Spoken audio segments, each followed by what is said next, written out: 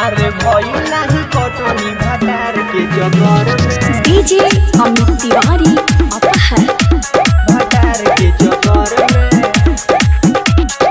Mix by star music.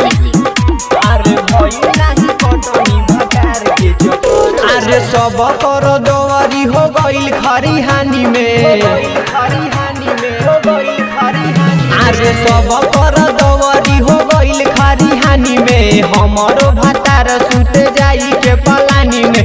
भइल नाही कटनी भतार के चक्कर में, अरे भइल नाही कटनी भटार के चक्कर में।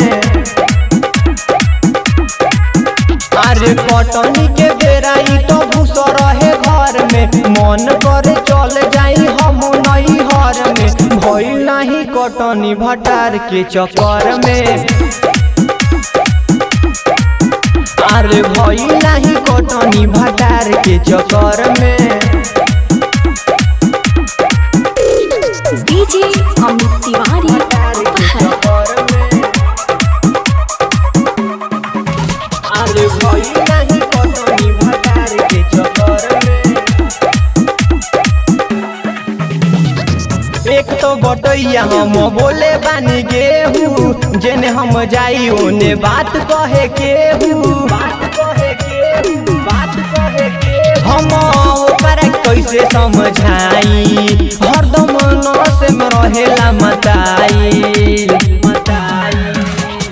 मन अगुताइल बाबे एकरा रहन से, छोड़िए के चले जाई एकरा हम घर के। भइल नाही कटनी भटार के चक्कर में,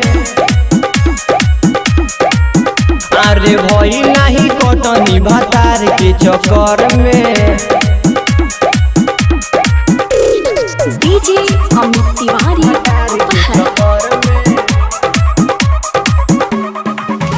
अरे भइल नाही कटनी भटार के चक्कर में। करत करत कटनी मोर भीज जाला साया, एकरा न तनियो सा लागे मोहदाया, लागे मोहदाया, लागे मोहदाया। और दिन रंजन के धइले बा संग हो, एकर बिगड़ गइल बाबे ढंग हो। चैत के हवा बहतावे दिन रात हो, सैया के हमारा बुझाला नहीं बात हो। भइल नहीं कटनी भटार के चक्कर में, अरे भइल नहीं कटनी भटार के चक्कर में।